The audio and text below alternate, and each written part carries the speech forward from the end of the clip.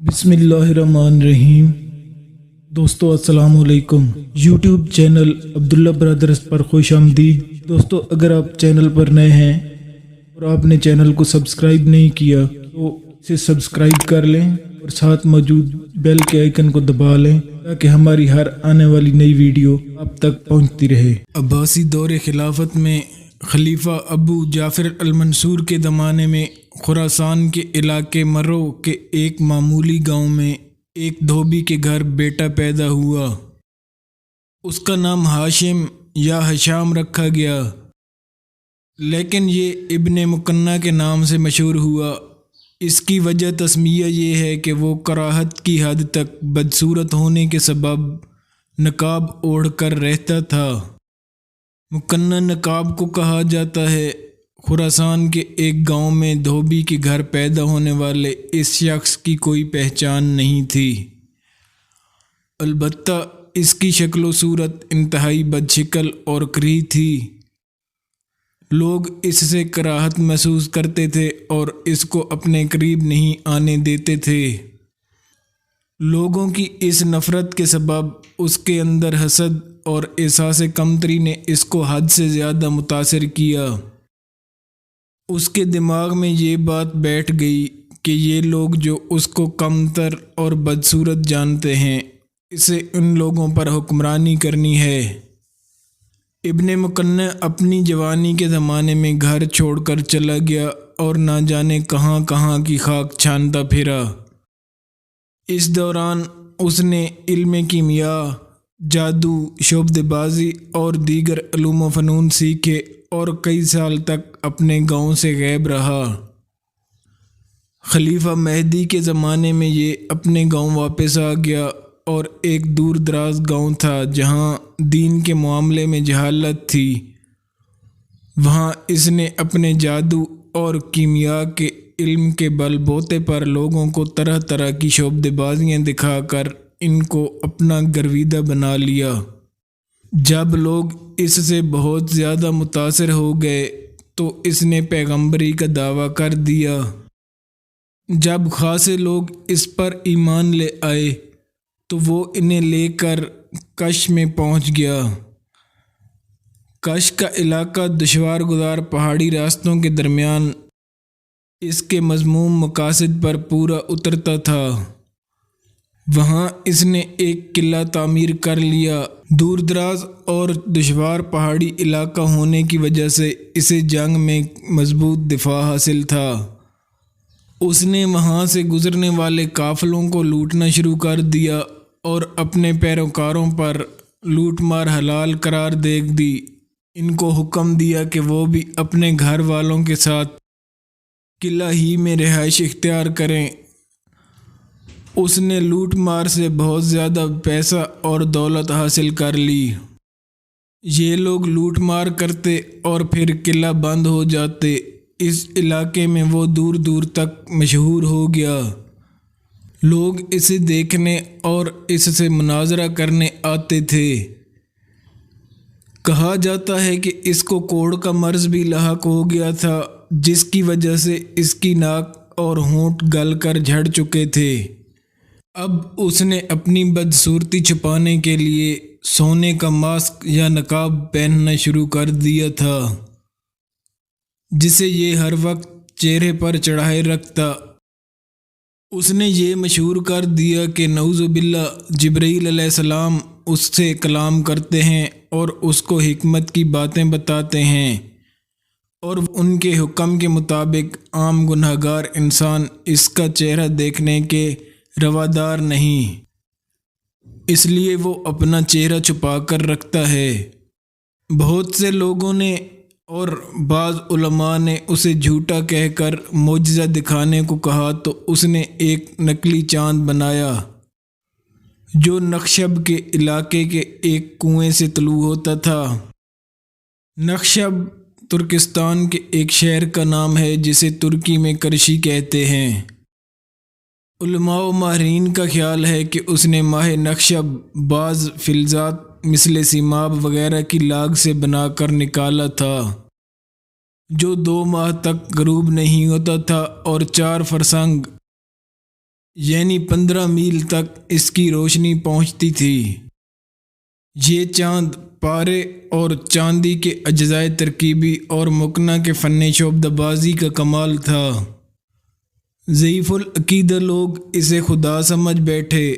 وہ چاند نخشب کے کنویں سے طلوع ہوتا اور تقریباً 15 میل کی مسافت کو روشن کرتا تھا۔ یہ ایک حیرت انگیز بات ہے، کیونکہ آج سائنس کی حیرت انگیز ترقی کے باوجود سائنسدان بجلی کے بل بوتے پر کوئی ایسا بلب ایجاد نہیں کر سکے جو اکیلا اتنے بڑے علاقے کو روشن کر سکے۔ ابن مقنع کے چڑھائے اس چاند کی خبر دور دراز تک پہنچ گئی اور لوگ جوک در جوک اس کے پیروکاروں میں شامل ہونے لگے۔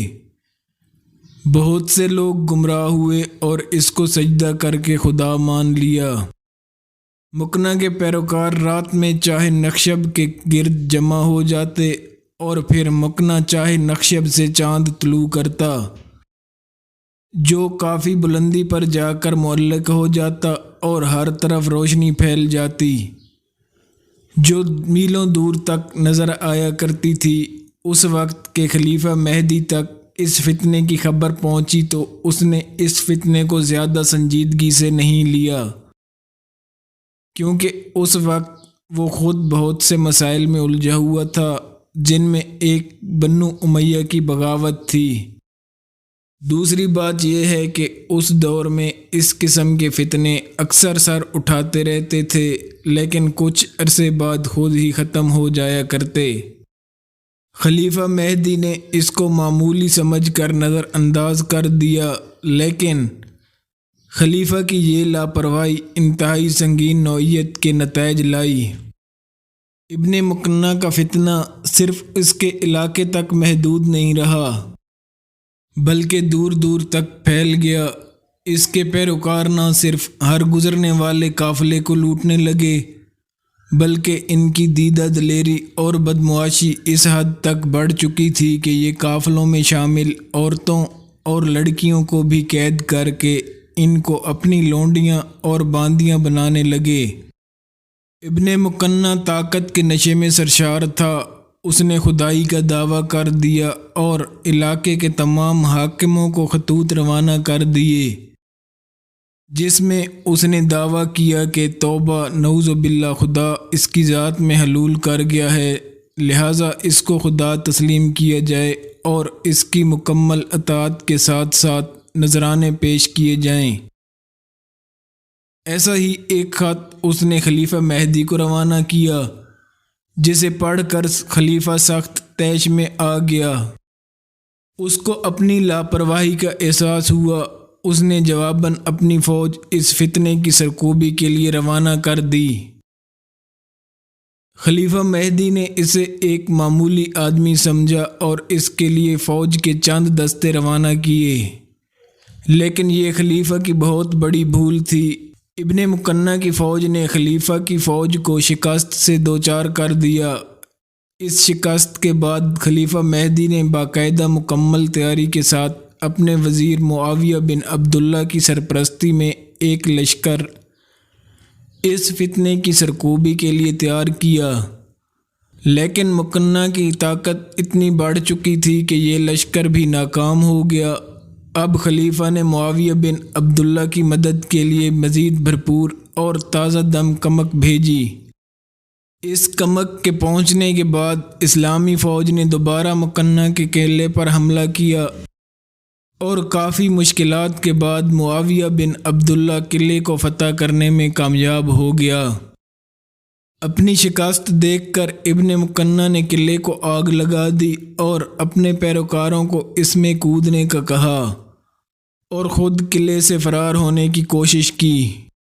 فرار ہونے کی ناکام کوشش میں وہ پکڑا گیا۔ اس کی موت کے متعلق مختلف روایتیں ہیں۔ بعض لوگ کہتے ہیں کہ مسلمان قلعے میں داخل ہو گئے اور انہوں نے مقنع کو قتل کیا، جبکہ کچھ لوگ کہتے ہیں کہ اس نے پہلے اپنے تمام رفقاء اور رشتہ داروں کو زہر پلایا اور پھر خود بھی زہر پی لیا۔ ایک روایت یہ بھی ہے کہ اس نے ایک گڑھے میں آگ جلوائی اور اپنے معتقدین کو جمع کر کے کہا کہ جو لوگ میرے ساتھ فردوس بری میں رہنا چاہتے ہیں وہ اس آگ میں میرے ساتھ کود جائیں۔ چنانچہ یہ لوگ اس آگ میں کود گئے، ان میں مکنہ خود بھی شامل تھا۔ اس کے خاندان کی ایک عورت جو اس واقعے میں بچ گئی تھی، اس کے کہنے کے مطابق مکنہ نے ایک بہت بڑی دعوت کی جس میں اس کے خاندان کے تمام افراد، اس کی بیویاں، لونڈیاں، کنیزیں اور قریبی رفقا شامل تھے۔ سب کو کھانے میں زہر کھلا دیا تھا۔ اس کے بعد خود اس نے آگ روشن کر کے اپنی نقاب اتاری اور سر کے بل خود کو اس میں جھونک دیا۔ اس عورت کا کہنا تھا کہ اس نے پہلی بار مکنہ کو بغیر نقاب کے دیکھا تھا۔ اس کا چہرہ انتہائی بدنما اور گھناؤنا تھا۔ مکنہ کے بنائے ہوئے چاند کے متعلق دور جدید میں ماہرین مختلف تھیوریز پیش کرتے ہیں۔